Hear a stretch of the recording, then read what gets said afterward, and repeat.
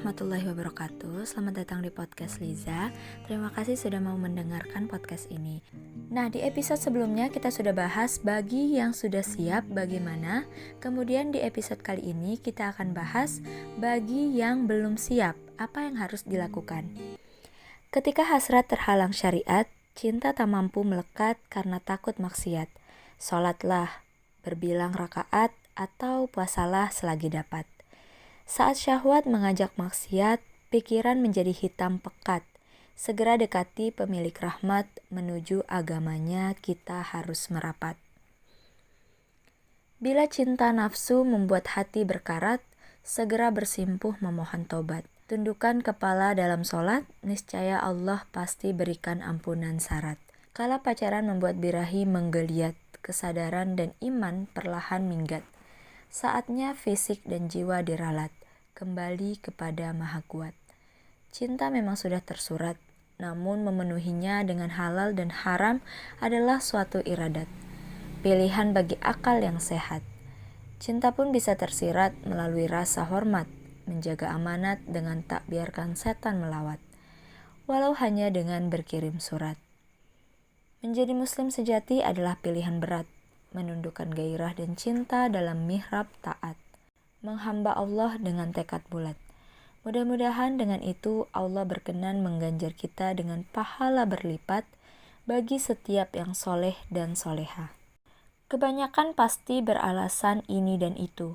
Belum cukup dana, belum ada rumah, belum direstui orang tua, belum punya kapal pesiar, belum punya pesawat, dan segerobak alasan lainnya.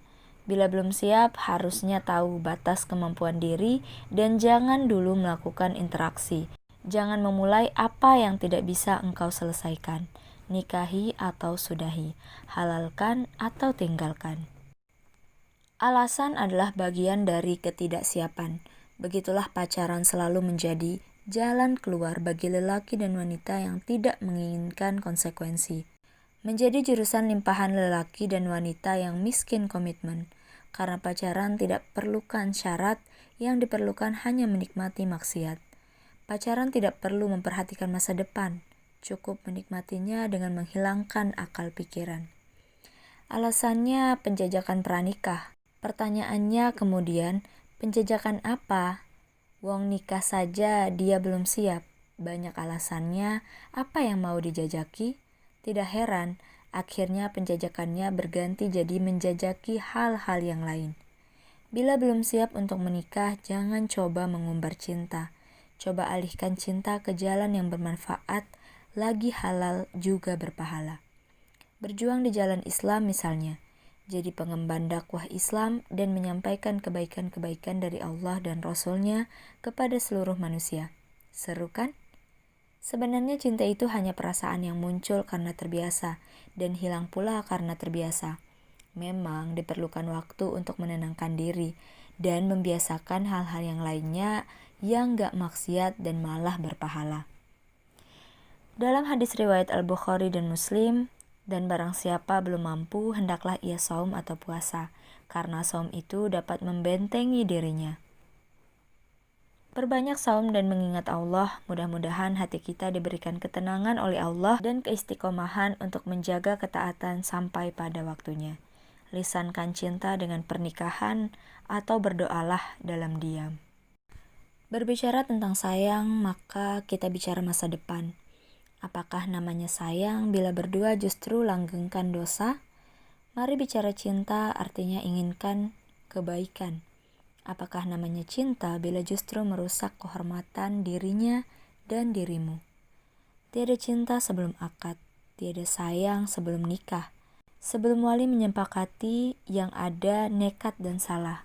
Bila cinta hanya pegang tangan, seorang ayah lebih layak dapatkan cinta.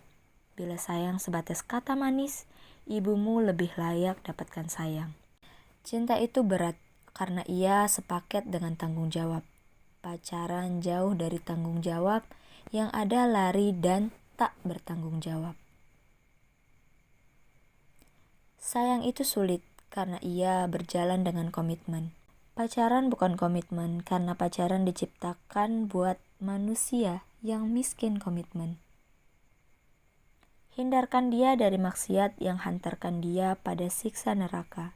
Itulah sayang. Melindungi kehormatannya dengan jauhkan rayuanmu, itulah cinta. Cinta tak harus bersama, sayang tak mesti bersua. Sebagaimana Rasul katakan, cinta karena Allah adalah bersama dan berpisah dalam asmanya. Lelaki terhormat takkan umbar rayu tanpa datangi wali.